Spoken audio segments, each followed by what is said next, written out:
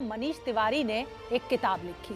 कोई कांग्रेस नेता किताब लिखे और विवाद ना हो, भला ऐसा कैसे हो सकता है।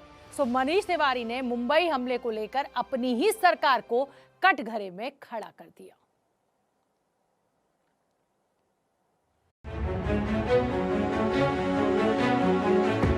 किताब का नाम 10 फ्लैश पॉइंट्स 20 इयर्स और लेखक कांग्रेस सांसद मनीष तिवारी। और आने से पहले ही किताब सुर्खियों में आ गई, क्योंकि इसमें ऐसी बात लिखी है जो तत्कालीन यूपीए सरकार यानी कांग्रेस सरकार को ही कटघरे में खड़ा करती है। 26/11 मुंबई हमलों पर मनीष तिवारी ने अपनी आने वाली किताब 10 फ्लैश पॉइंट्स 20 इयर्स में सवाल उठाया और कहा 26/11 के हमले के वक्त देश को जल्दी और कड़ी कार्रवाई करनी चाहिए थी। और किताब के पन्नों से इतनी सी बात बाहर क्या आई, बीजेपी ने तुरंत लपक लिया और समूची तत्कालीन कांग्रेस सरकार को घेर लिया। आज जो सामने एक के बाद एक बातें खुल के आ रही हैं, उससे एक चीज़ बहुत साफ दिखाई पड़ रही है कि जो लोग सांप्रदायिकता के वोट और धर्मनिरपेक्षता के खोट के उड़न खटोले पर बैठ करके सियासी हवाबाजी करते थे, वो हवा हवाई होते जा रहे हैं।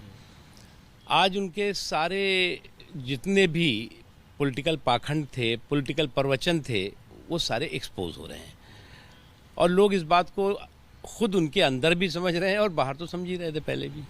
बेहतर तो यही होता कि उस वक्त ये बताते, बहुत देर की। बीजेपी ने कांग्रेस पर हमला बोला तो कांग्रेस के पास कोई विकल्प नहीं बचा। अपना ही सिक्का खोटा था तो कांग्रेस को बैकफुट पर जाना पड़ा। जब तक किताब सामने नहीं आती, रिलीज नहीं होती, पढ़े नहीं जाती, किस संदर्भ में क्या कहा गया, उस पर चर्चा करना मुझे नहीं लगता यह सही समय है।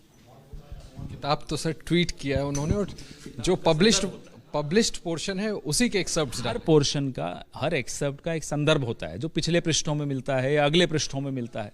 वो बिना देखे टिप्पणी करना भारतीय जनता पार्टी के लिए होगा ठीक, मेरे लिए ठीक नहीं। बीजेपी जो निशाना साध रही है आप लोगों पर, वो कह रहे हैं नेशनल सिक्योरिटी से कॉम्प्रोमाइज किया। जैसा कि मैंने कहा, जब तक कि पूरा पढ़े नहीं किताब को, उनके लिए ठीक होगा, क्योंकि उनके पास तो सरकार चलाने का है नहीं काम, उनको सरकार चलाने से मतलब नहीं है, तो उनके लिए दिन भर यही